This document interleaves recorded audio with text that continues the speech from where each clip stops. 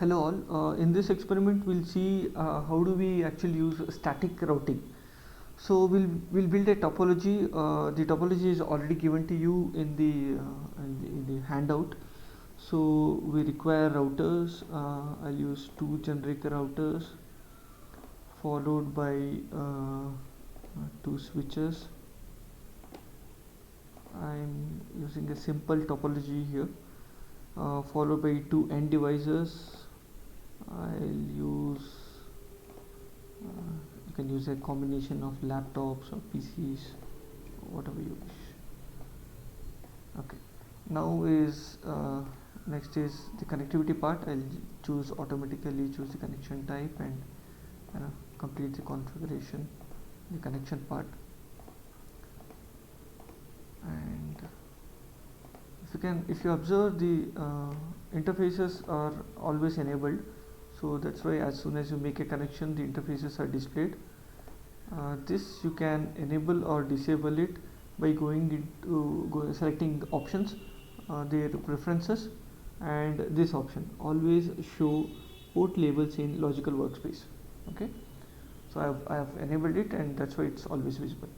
Next is the IP configuration part. If you know how to configure the IP addresses, you can skip this and you can move forward. I'll just show you how do we configure for the benefit of all. So the left part of the network is 192.168.16.0 network, and the right side part is 192.168.32.10 network. So 192.168.32.20. This is what I have planned. This is actually not the actual IP assignment. Next is a label. I just add a label so that it's very clear what I have planned. Then this gateway is 32.1, followed by this is 10.0.0.10, followed by this interface, which is 10.0.0.20. okay, so I've configured. I'll just move this label a bit. This is not clearly visible. Yeah, now it's okay. Now the IP assignment is planned like this.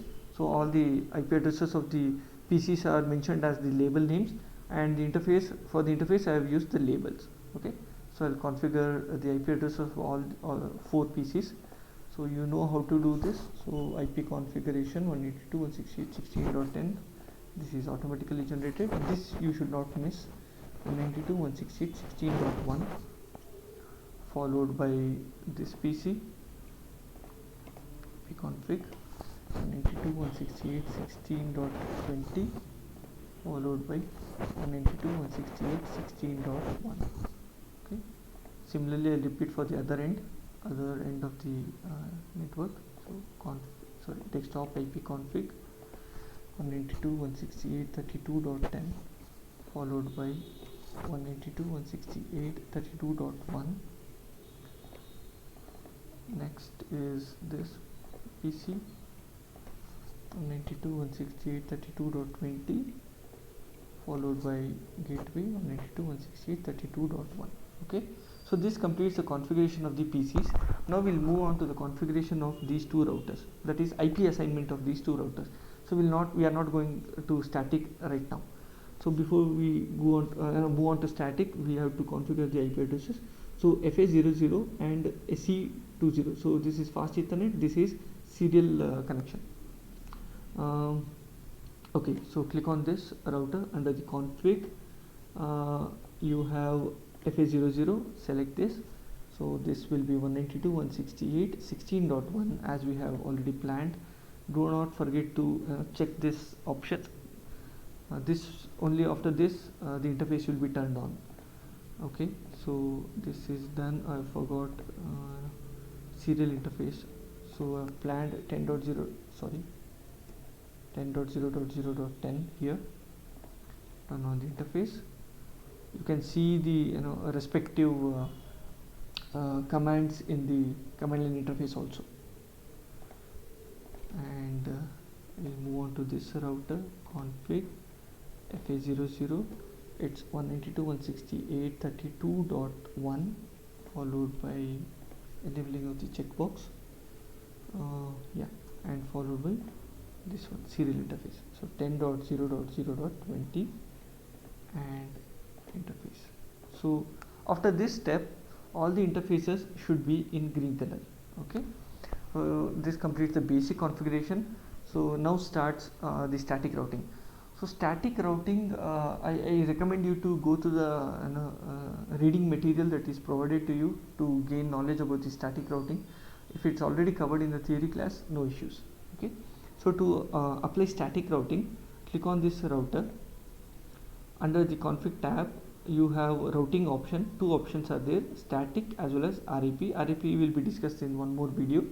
So static, select static, and I'll just move this towards this end.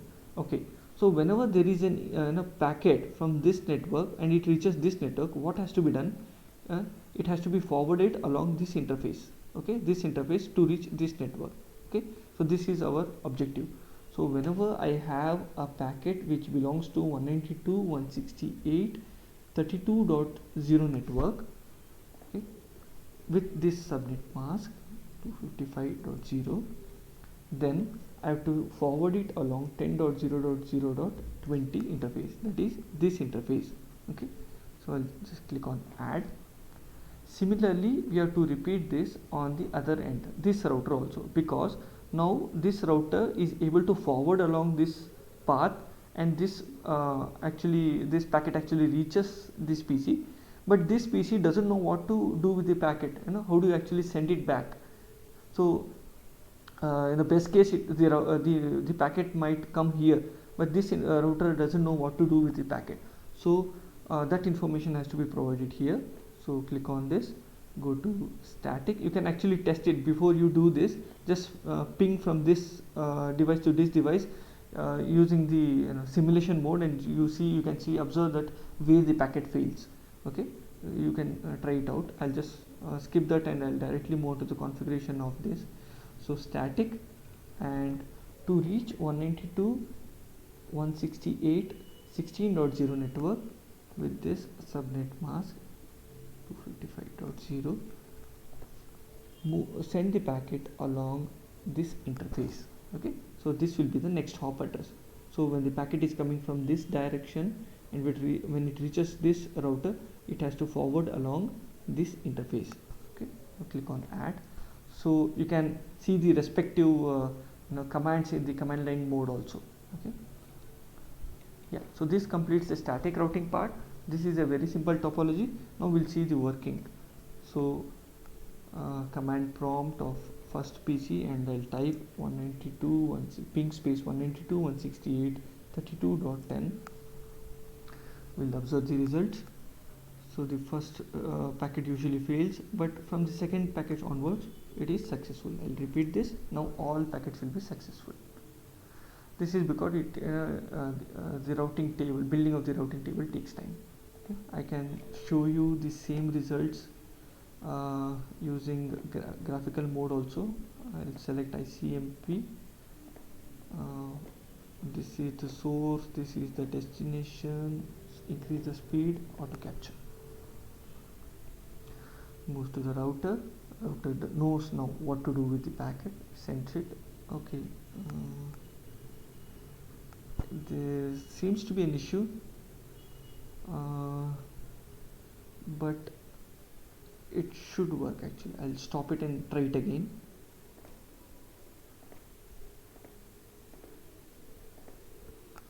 Usually I've tried this many times. When this happens, I just restart Cisco packet tracer and it works. Of course, for that I have to save the experiment. Static. I'll try it again without restarting. It should work. Reaches the router. Reaches the other router. Yeah, it works.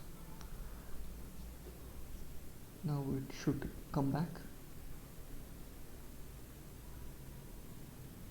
Yeah, okay, so if this is the case, then it's successful. Yeah, so the packet is coming back, it is successful. So as I've told you, if it doesn't work in many times I've seen that it doesn't work just save it, close it, open the same packet tracer file, and then it works. Okay, so yeah, that's it. Thank you.